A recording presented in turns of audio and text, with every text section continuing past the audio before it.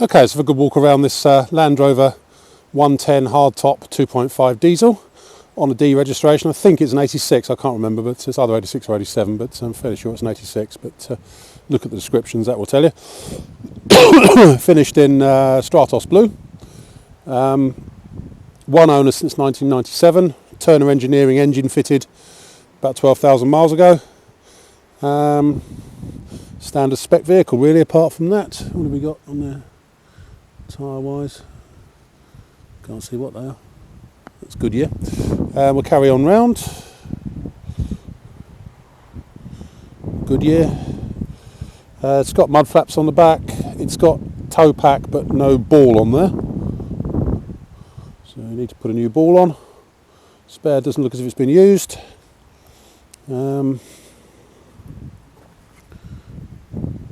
That's Goodyear as well, Goodyear Wrangler. It's got side step on the driver's side but not on the passenger side. I think the driver was a short. Yeah, matching set of Goodyears on it. They're what sort of size are they? Can't see it, obviously 16-inch, but sort of combination, more road than off-road tyres, if you like. Let's go around and point out some good bits and bad bits. One point, there is a slight paint difference between the blue on the hard top and the blue underneath. Apparently it started life as a pickup, this one. In fact, you can see it's got the pickup bit there. Started life as a pickup and was then converted about 15 years ago into a hard top. Never difficult with the Land Rover, it's just a big Meccano kit. But the paint on the van sides is a different shade. It looks more like RAF blue to me. And the same with the tailgates. Obviously the tailgates come at the same time. But otherwise, let's go around it. Paint on the rest of it looks pretty original. Front bumper slightly crinkled in this corner here. It's obviously been used to tow something out or something's happened there.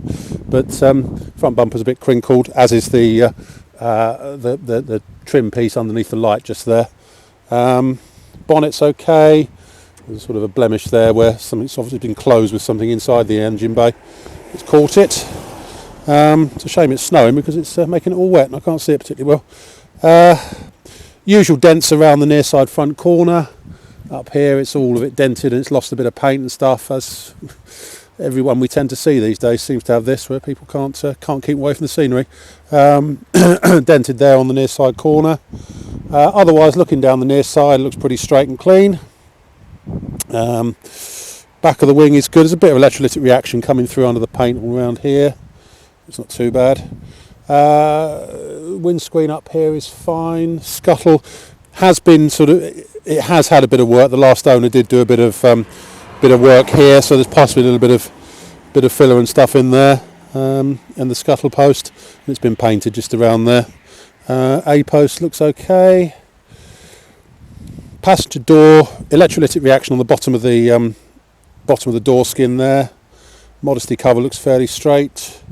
A tiny bit of reaction on the sort of around the barrel side here. Let's have a look and managed to lock it. See if I can use a different Land Rover key and open it, which you shouldn't really be able to do, but you never know. You might be able to do it.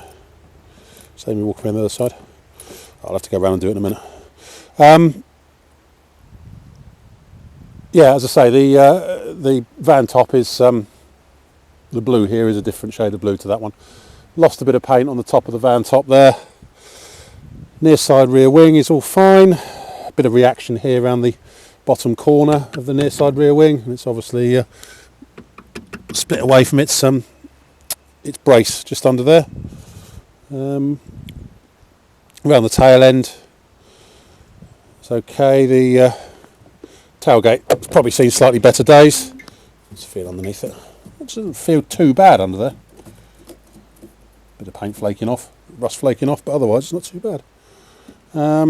Inside here it's all nice and clean. It has got this rather interesting, apparently it's got, I know it's got a trickle charger fitted to it, but it's also apparently got a block heater, which we haven't tested. Don't know if it works, not going to test it. If it works, fantastic. If it doesn't, it doesn't. Won't be interested in, or I'm not buying it because the block heater doesn't work. But it's just apparently it's got a block heater. It's been boarded out on the base in here, and there's some bits and pieces of stuff that go with it in some trays there. It's okay in the back. Tailgate has got some electrolytic reaction on it, especially up here underneath the spare wheel. It's started to split slightly there on the skin. Looking down the offside, once again usual Landy, it's reasonably good. Looks like the skin is delaminating here once again on the back of the offside rear wing, and there's lots of these sort of white paint marks on the back of the offside rear wing. Don't know what that's all about. Otherwise, offside there is fine. Modesty cover's good. Offside door, electrolytic reaction along the skin on the base of the door, and once again it's some reaction here around by the mirror and things like that, but it's all okay from that point of view. Reaction coming up around here on the wing and up the top here. In fact, there's a slight split in the paint just there on the offside front wing. It looks like it's not the wing itself is straight, but straightish I think, but it's obviously slightly had a little dink at some point because the eyebrow isn't fitted properly. It's pinged off, but yeah, there's a crack in the paint there, and a bit of a dink just underneath there. Once again, the offside of the scuttle has had some attention, but it's had some paintwork on there as well. Have a look inside here. So really, really nice Bearmac interior seats on it.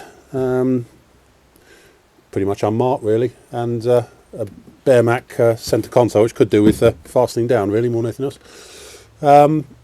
Needs a clean in here, but no more than that. Well, it just needs a vacuum out really. The seats are nice and clean. Dash is okay, just needs to say vacuum, which we'll give it before it goes out. Driver's door. Frame's a bit soft at the back edge. Yeah, there's a couple of very minor holes in it. Probably the drain holes have just got slightly bigger. There's one there I can fit my finger in. Let's see if I can get the other one open from this side. Oh. That's going to spring straight back onto the door, isn't it? By the time I get round there. There we go. That should do the trick. See what the other one's like.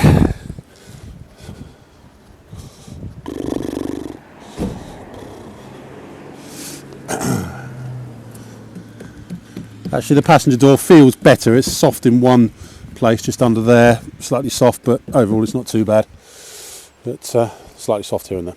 That's about it. My name's Simon. You can reach me on 0771 906 9353, or in the office on 0118 946 3352, or you can go to our website, which is www.motodrome.co.uk, if you want any more information on this 110 end.